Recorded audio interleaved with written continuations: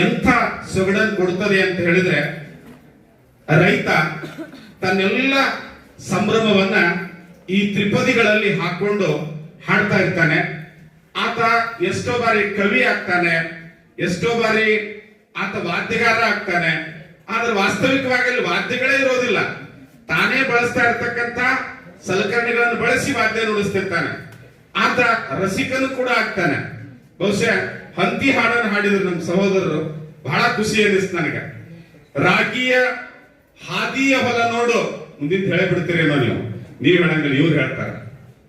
ಹಾದಿಯ ಹೊಲ ನೋಡು, ಗೋಧಿ ಎತ್ತನಿ ನೋಡು, ಹೋರಿ ಮೇಯ್ಸಿನಿ ಇಳಿ ನೋಡು, ಹೋರಿ ಮೇಯ್ಸಿನಿ ಇಳಿ ನೋಡು, ಮೀಸಿ ತಿರುವಿನಿ ಹುರಿ ನೋಡ ಎಲೆ ಹುಡುಗಿ ಅಂತ ಹೇಳಿ ಆತ ರಾಶಿ ಮಾಡ್ತಾ ಹಾಡ ಹಾಡಿದ್ರ ಸುತ್ತಮುತ್ತ ಹೊಲದಾಗಿರ್ತಕ್ಕಂಥ ಅವನ ವಾರಿಗೆ ಹೆಣ್ಮಕ್ಳು ಖುಷಿಯಿಂದ ಅವ್ರ ಹೊಲದಾಗ ಬಂದು ತೆನೆ ಮುರಿತಿದ್ರಂತ. ಬಹಳ ಚಂದ ಹಾಡ ಹಾಡ್ತಾನಿವ ಅಂತ ಹೇಳಿ. ನೋಡ್ರಿ, ಅಲ್ಲಿ ಅವತ್ತು ಹಣ ಯಾವುದೇ ಪಾತ್ರ ವಹಿಸ್ತಿದ್ದಿಲ್ಲ. ಪರಸ್ಪರ ಒಬ್ಬರ ಶ್ರಮ ಇನ್ನೊಬ್ಬರ ಶ್ರಮಕ್ಕೆ ಆಸರ ಆಗ್ತಿತ್ತು. ಹೀಗಾಗಿ ಈ ಜಾನಪದ ಎಂದೂ ಅಳುದು ಹೋಗುದಿಲ್ಲ. ಮತ್ತೆ ಮರಳಿ ನಾವೆಲ್ಲ ಹೊಲದ ಕಡೆ ಬರಬೇಕಾಗ್ತದೆ.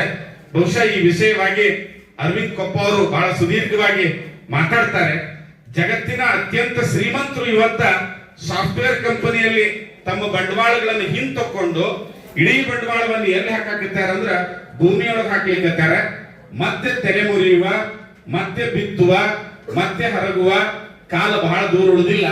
ನೌಕರಿ ಮಾಡೋರಿಗೆ ಹೆಣ್ಣು ಕೊಡಬೇಕು ಅನ್ನುವಂತ ಈ ಕಾಲ ಮುಂದೊಂದ್ ದಿವಸ 1 ಎಕರೆ ಹೊಲ ಇದ್ದಾವ ಎಲ್ಲರ ಇದ್ರು ನೋಡ್ರಿ ನಾವು ಮಗಳು ಕೊಡ್ಬೇಕಂತ ಮಾಡೀವಿ ಅನ್ನುವಂತ ಕಾಲ ಬಹಳ ಹತ್ತಿರದಲ್ಲಿ ಬರ್ಲಿಕ್ಕೆ